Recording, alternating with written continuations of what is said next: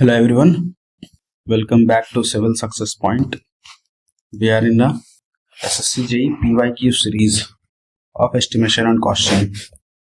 In the last session, we have discussed up to question number 18. So moving forward, in the question number 19, it is asking from us that the following document contains detailed description of all the items of work, excluding their quantities, along with the current rates.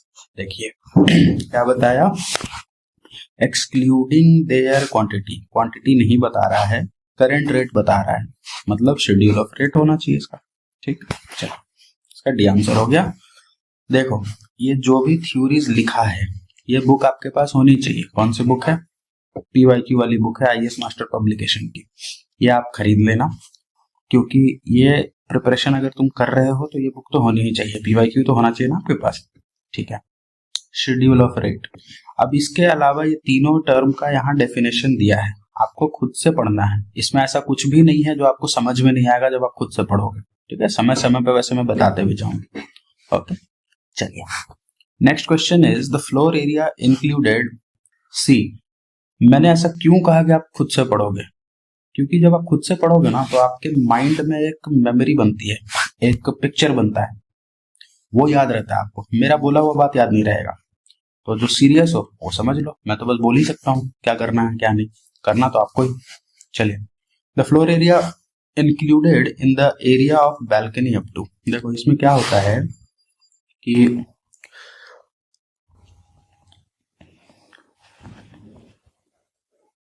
चलो देखो ये अगर कोई balcony है आपकी बाहर projected, इसके ऊपर अगर छत है तो इस पूरे एरिया को आप काउंट करते हो।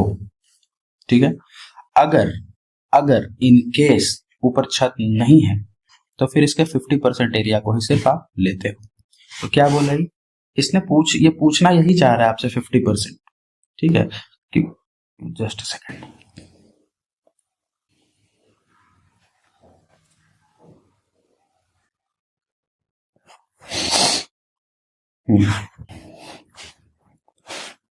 ये पूछना आपसे वही चाह रहा है कि the floor area included in the area of balcony कितना, तो 50%।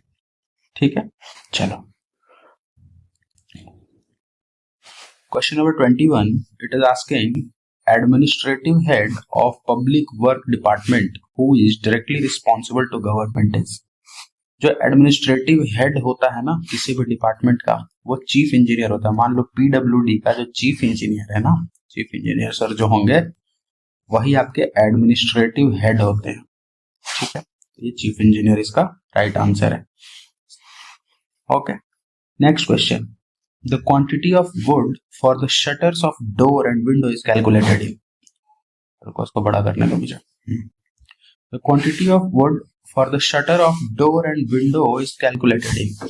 ये मैंने आपको कल बताया था।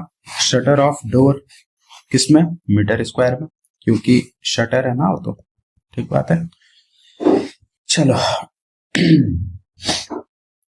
Next question is about straight line method. I think centre line method क्या है? The plan of a building is in the form of a square with centre line dimension of outer wall as this much. ठीक है, एक outer wall का centre line dimension ये है, मतलब ये जो फिगर बनाना, ये यहां से यहां 14.7 मीटर है।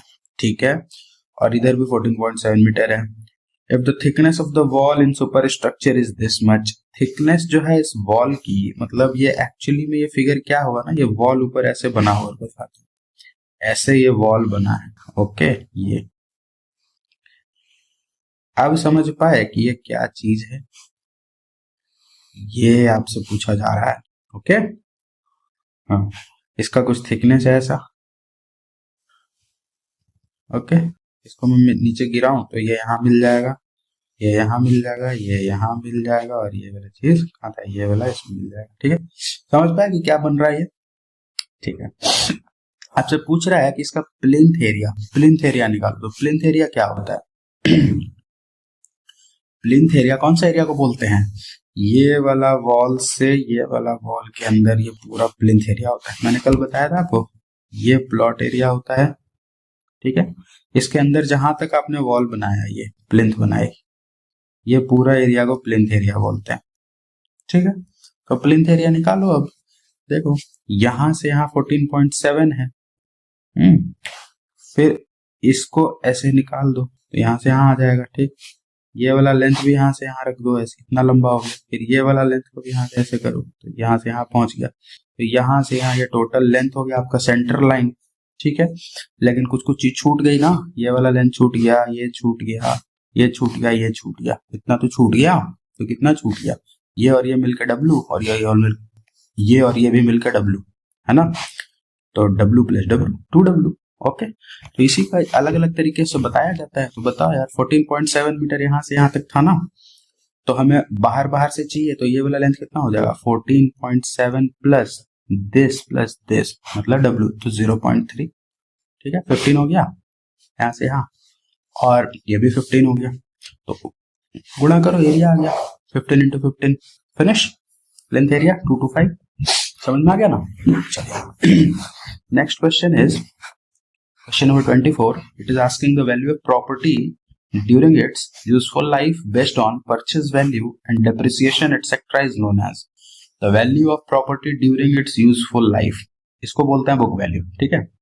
यूजफुल लाइफ के दरमियान, जैसे जब आपने किसी चीज को खरीदा था, ये इसलिए मैं बोल रहा था कि कल और परसों 2-3-4 लेक्चर शुरू के अच्छे से देखो सेम क्वेश्चंस रिपीट हो रहे हैं ना, सेम कॉन्सेप्ट्स रिपीट हो रहे हैं। तो जिन्होंने नहीं देखा है वो पीछे वाले लेक्चर देख लो, तो ये मुझे दोबारा बताना नहीं पड़ेगा, आपका समय कम लगेगा और कवर हो जाएगा, है ना। तो देखो जिन्होंने कल देखा उनको ये बात पता है कि 20 लाख वाला एग्जाम्पल लिया था हमने, 2 लाख हो गया था उसका लास्ट में जाके वैल्यू, 20 से 2 लाख गिर गई थी वैल्यू उसकी, 2 ये 20 है, कितने एज में 80 साल था ना, 80 ईयर्स में, ठीक है। इसके बीच में किसी भी ईयर में उसकी क्या वैल्यू है उसको हम बोलते हैं बुक वैल्यू। इसको बोलते थे इनिशियल वैल्यू या फिर कॉस्ट, है ना। और ये जितना वैल्यू डाउन हुआ 20 माइनस 2 18 लाख, इसको बोलते थे डेप्रिसिएशन, ठीक बात है। डेप्रिसिएशन में जब हम मल्टीप्लाई कर देते थे एक फैक्टर, ये देखो डेप्रिसिएशन में एक factor sinking fund factor multiply कर देते थे तो हमें मिल जाता था एनुअल सिंकिंग फंड। ये क्या होता था, जो वो पैसा होता था जिसको हर साल आप इस तरीके से किसी आई इंटरेस्ट रेट पे n ईयर्स मतलब 80 ईयर्स हमारे इस एग्जांपल में तक जमा करते रहोगे, तो eight the end of 80 years आपको ये जो डेप्रिसिएटेड अमाउंट था 18 लाख का, ये वापस मिल जाएगा बैंक से। यही था पूरा कॉन्सेप्ट। बुक वैल्यू समझ गए। Scrap value, salvage value I have already told you, ठीक है। Without being dismantled, if the property is being sold, it is called as salvage value, and if you are dismantling the property and then selling the parts of it, then it is called scrap value, ठीक है। See, scrap value is the value of an asset when utility is considered to be as a junk or scrap. Then thickness of plastering is usually, ये direct question है आपका इसमें से। thickness of plastering, ये जो notes है ना आपका, कल मैराथन वीडियो आ जाएगा उसमें देख लेना, पूरा क्लियर हो जाएगा।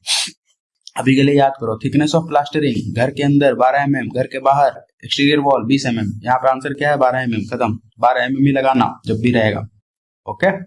चलिए, अगर जब तक मेंशन नहीं किया हुआ है कि एक्सटीरियर वॉल पे करना है तब तक आप 12 mm लगाओगे आंसर। आगे देखिए, using straight line method annual depreciation D is equal to, annual depreciation क्या होता है, एनुअल डेप्रिसिएशन मतलब एक साल में कितना डेप्रिसिएशन हो रहा है।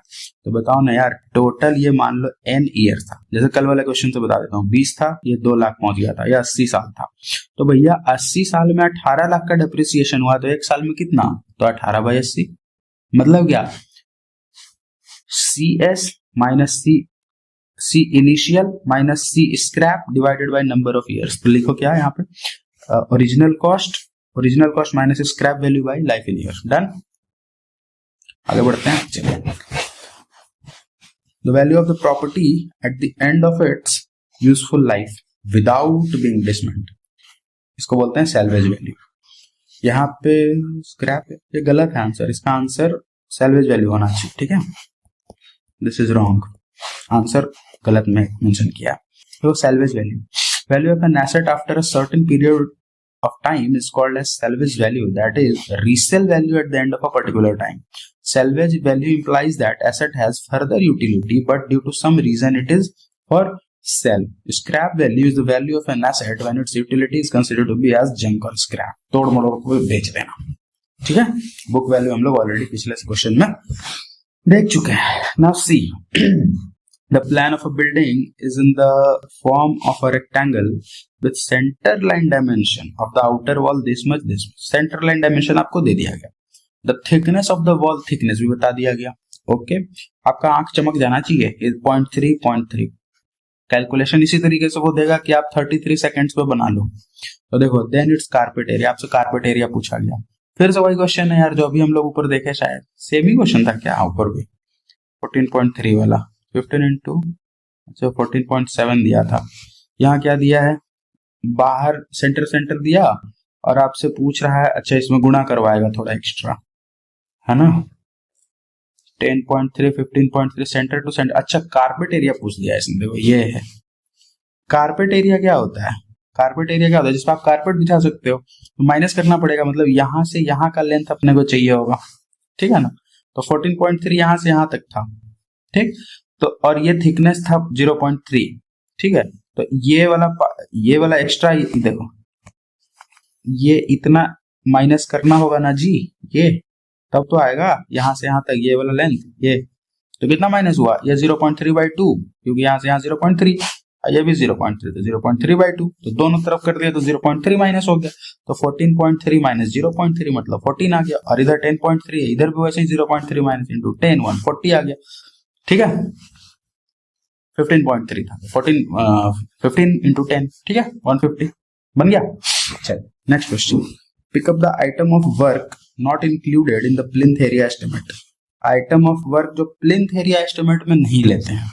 तो देखो, प्लिंथ एरिया में जो नहीं लेते हैं उसके लिए यहाँ पे पूरा मैंने आपको ये बनाकर ही जो दिया हुआ है इसको आपको याद करना. सी, प्लिंथ एरिया मेथड में एरिया एक्सक्लूडेड, इसमें मैंने लॉफ्ट कॉर्निस ये सब लिखा है. यहाँ पे मैंने लिखा नहीं है ये कोर्टयार्ड एरिया. ये लिखो. इससे एक क्वेश्चन पहले मेंस में बहुत पूछा जाता था जब रिटेन होता था मेंस.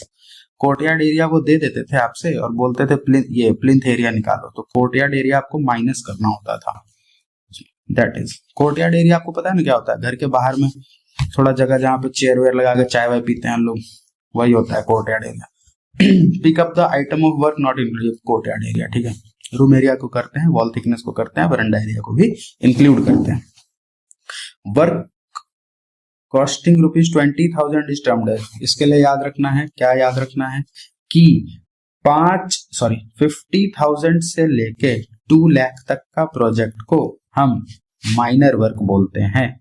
इससे कम वाले को पेटी वर्क बोलते हैं. 2 लाख से ज्यादा वाले को मेजर वर्क बोलते हैं.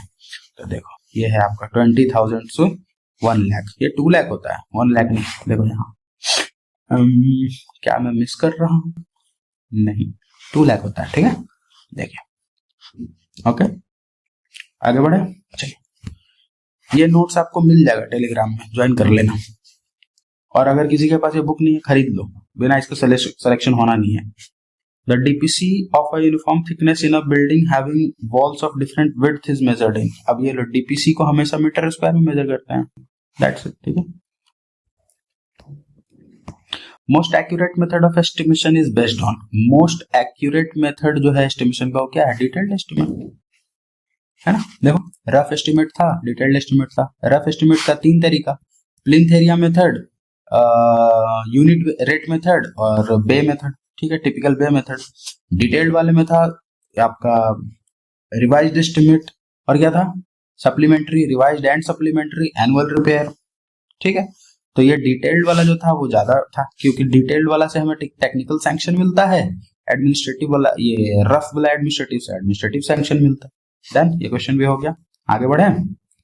Question number 33 is about annual installment I of the sinking fund over n years at I rate of interest may be calculated from the formula. Annual installment पूछ रहा है आपसे. आपको मैंने बता रखा है ना कि CI इनिशियल माइनस CS करेंगे, ये आ गया डेप्रिसिएशन. इसमें एक फैक्टर मल्टीप्लाई करेंगे जिसको बोलते हैं सिंकिंग फंड फैक्टर. इसका जो फॉर्मूला होता है वो होता है 1 + I का पावर मैं भूल गया, 1 प्लस आई अपॉन 1 प्लस आई का पावर n माइनस 1, यही होता है ना। आई क्या होता है, आई होता है आपका रेट ऑफ इंटरेस्ट, जो बैंक आपको रेट देती है, n ईयर होता है। ठीक है, देखें ऑप्शन में क्या क्या है, ये रहा ऑप्शन, ये एस वही लिखा है, सी आई माइनस सी एस को एस लिखा है कि सिंकिंग फंड है ये टोटल, इसमें गुणा क्या किया, देखो 1 प्लस आई अपॉन 1 प्लस आई का पावर n माइनस 1, मैं 1 प्लस आई लिख दिया था क्या अभी फॉर्मूले में, देखिए फॉर्मूला गलत हो गया था लिखने में। ठीक है, ये आपको याद रखना है, आई अपॉन 1 प्लस आई की पावर n माइनस 1। ठीक है, एक दो बार लिखोगे याद हो जाएगा। ठीक है, आगे बढ़े, चलिए। Sinking fund is an amount set aside, ये तो आपको बता दिया। 1 brick thickness of a wall is रफली इक्वल टू, देखो एक ब्रिक थिकनेस वॉल जो होता है वो 20 सेंटीमीटर का होता है। ईंट को ऐसे रखोगे तो 20 सेंटीमीटर, ऐसे रख दोगे तो पतला वाला वॉल बनेगा, वो 10 सेंटीमीटर का बनता है। तो जब पतला वाला वॉल जब बनता है 10 सेंटीमीटर वाला, तो उसको मेजरमेंट मीटर स्क्वायर में करते हैं, और 10 सेंटीमीटर से ज्यादा मोटा विड्थ है तो उसको मीटर क्यूब में मेजरमेंट करते हैं। ये आप स्पेसिफिकेशन वाले चैप्टर में देखोगे। ओके, चलिए, तो 20 सेंटीमीटर इसका करेक्ट आंसर है। Next question, it is asking find depreciation during first 5 years of a cement concrete structure। ध्यान रखिएगा, सीमेंट कंक्रीट स्ट्रक्चर का शुरू के 5 साल में कोई डेप्रिसिएशन नहीं होता है। इसका आंसर क्या होगा, 0। देख लेते हैं क्या है, 0% इज द राइट आंसर, 1 कुछ नहीं। ठीक है, चलिए। Average life 50 years to 80 years होती है कंक्रीट स्ट्रक्चर की। After 5 years it is considered as 1%। ठीक बात है, चलिए। Estimate for electrical wiring is prepared on the basis of number of appliance, number of points। जितने नंबर ऑफ पॉइंट्स है, जैसे देखो ये पीछे ये पॉइंट दिख रहा है, पॉइंट एक पॉइंट है ना, वो नंबर ऑफ पॉइंट्स के बेसिस पे किया जाता है। और electrical sanitary fitting and electrification, इन दोनों का लंपसम जो होता है वो 8% ऑफ टोटल कैपिटल कॉस्ट लेते हैं अपन। इंजीनियर्स कॉस्ट कितना होता है, 10 to 15%। ठीक है, याद करने का टेक्निक आपको बताऊंगा मैराथन वाले में, जिन्होंने जो बाद में ये लेक्चर देख रहे हैं वो जाके मैराथन देख लो, बहुत कॉम्प्रिहेंसिवली कवर्ड किया हुआ है, पूरा सारा डेटा फैक्ट सब कुछ बताया हुआ है। ठीक है, तो देखो वही देख लेना फिर ये चीज को। चलो यार, शुरू हो गई बात, बता देता हूँ। देखो 1 से 1.5%, फिर है 1.5 से 2%, ठीक है, फिर है 3 से 5%, 8%, 10 से 15%। ये याद रखना आपको। 1 से 1.5% क्या है, टूल्स एंड प्लांट्स। जब आप काम शुरू करोगे साइट पे तो टूल्स एंड प्लांट्स मंगवाओगे तो उसके लिए 1 से 1.5% आसपास। ठीक है, 1.5 से 2% वर्क चार्ज एस्टेब्लिशमेंट। ये क्या होता है, ये होता है कि आपको वहां का मैनेजमेंट करने के लिए कोई, मान लो वॉचमैन रखना पड़ रहा है, या कुछ और भी ऐसी चीजें हैं जो आपको वहां आदमी के फॉर्मेट में रखना पड़ रहा है, वो हो गया वर्क चार्ज एस्टेब्लिशमेंट। ठीक है, तो ये वर्क चार्ज एस्टेब्लिशमेंट इसका ध्यान रखेगा ना, टूल्स एंड प्लांट्स का 1 से 1.5%। ठीक है, 3 से 5% है कंटिजेंसी। ये वो होता है जिसको आप पहले से पता नहीं कर सकते हो, हमें नहीं पता। जैसे मान लो आपका बारिश होने लग गई अचानक से, आपको शेड बनाना पड़ रहा है, क्या करोगे, ये तो पहले से फोरकास्ट कर नहीं सकते थे। ठीक है, तो ये हो गया आपका कंटिजेंसी। 8% अभी बताया आपको, 15% भी बताया इंजीनियर्स कॉस्ट। ये भी हो गया बात हमारा नंबर ऑफ पॉइंट्स का। ठीक है, next question is which of the following tax generally not applicable to residential building. मतलब आपके घर के ऊपर, तो भैया घर बेचने के लिए थोड़ी है, सेल्स टैक्स नहीं लगता उसमें। टैक्स ये लगेगा, ये लगेगा, ये लगेगा। वेल्थ टैक्स आपका लगेगा, प्रॉपर्टी टैक्स भी लगेगा, म्युनिसिपल टैक्स भी लगेगा। पापा से पूछ लेना, बता देंगे। बहुत टैक्स लगता है यार इंडिया में। ये डिबेट चल रही है कि इंडिया को, चलो हमारे काम का नहीं है सब। Next question is the value of demolished material is known as, demolished material scrap value, अभी बात किया था हमने। ठीक है, next question 39 is for a building project estimate which method is generally used in PWD. PWD central line method use करता है। ठीक, देखो कहीं कहीं पे आपको किसी किसी बुक में long wall short wall method भी मिलेगा।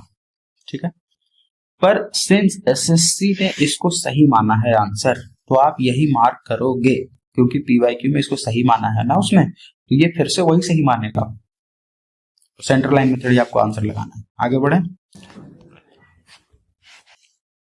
क्या आज के लिए रख लें इतना ही, काफी क्वेश्चन हो गया ना, चलो 48 तक कर लेते हैं। एस्टिमेट क्या होता है? एस्टिमेट क्या होता है? Random case of cost of structure, cost of structure using thumb rules, probable cost arrived at before construction, यही होता है ना एस्टिमेट। बस डन, आगे बढ़े। इंडिकेटिंग, चलो अब नेक्स्ट लेक्चर में करेंगे, छोटा रखते हैं आज का लेक्चर, आपके लिए मैराथन रिकॉर्ड करना है। तो अभी मिलते हैं कल मैराथन सेशन में, तब तक के लिए टेक केयर एंड पढ़ते रहिए। PYQ is the key and consistency, consistency के साथ जो भी पढ़ते रहोगे, चाहे तुम कितने भी भोंदू मल क्यों ना हो, तुम्हारा सिलेक्शन हो जाएगा। या तो तुम कितना भी स्मार्ट हो और कंसिस्टेंटली नहीं पढ़ते हो, तुम्हारा सिलेक्शन कभी नहीं होगा। ठीक है, चलिए मिलते हैं नेक्स्ट सेशन में।